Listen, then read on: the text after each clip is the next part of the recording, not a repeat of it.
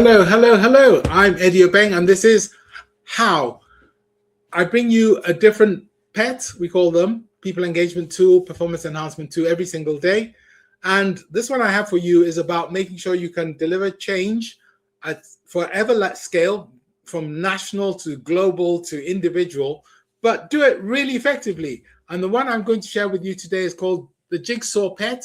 And I'm focusing on a particular type of change. I'm focusing on what's known as Foggy Change. Don't worry, you'll find out about it. Let's jump on Cube and you'll have a look and see what happens. So when we talk about change, I tend to talk about four types of change. There is paint by numbers change. What's that? That's change where you know what you're doing and how you're going to do it. It's just like painting by numbers. There is movie change where you have the camera or you have your mobile phone, you film stuff. It never goes viral because you didn't have a good script. There weren't enough cats in it. And then there's quest change. Quest change is about very much having a goal and trying to figure out how to get to the goal.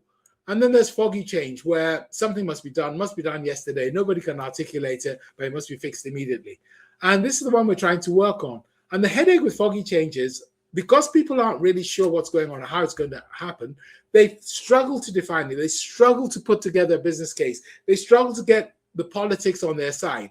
But I'm going to show you how you do that and how you deliver a foggy situation and actually come out on top. So let's jump on and have a look. So one of the earliest foggy projects I did was with a bank, which had taken over another bank, and they never started a bank, and the bank they'd taken over was bust, and they had to get them back up and running. So all I did was I just set them up so they had a daily drumbeat where all the executives would fly in and come and meet or call in and have a drumbeat every single day to say, well, what's going on? What did we do? What are we going to do next? Is it working? Okay, next. And that was basically what I did. I was following this process. So the first thing you do if you're lost in the fog, don't know what to do, is you figure out all the people, all the stakeholders. People never do this because it's foggy. They're embarrassed because they can't really articulate what they're doing. So they try and hide. Now you've already failed. You've already failed. You have to shout out loudly, I don't know what I'm doing. I need your help. Okay. If you don't do that, you failed. Okay. Then once you've done that, the next thing you have to do is get a communication method. I was talking about people flying in, but basically if you're lost in the fog, you always hold hands. So you need a really good communication method, which will keep going and people won't sort of drop out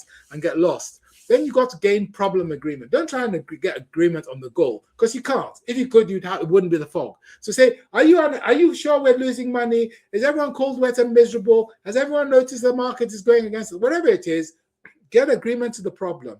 Then what you do is you set the vision, and the vision is basically the opposite of the problem. Okay, we're going to be warm and toasty. We're going to be gaining a market share. It's not necessarily true, but it allows people to plan and to align. And as you go along, you'll find out what the real thing is. Then you need a core team. You need people who can come up with ideas, solvers. You need people who can stop people sort of getting stuck, carers. If you've got lots of those people, it really helps a lot. And then there's a method, a pet called Sticky Steps Planning. You can look up that later. So once you got your Sticky Steps plan, it tells you what you're doing. So guess what you do? You take a step. And once you take a step, what happens?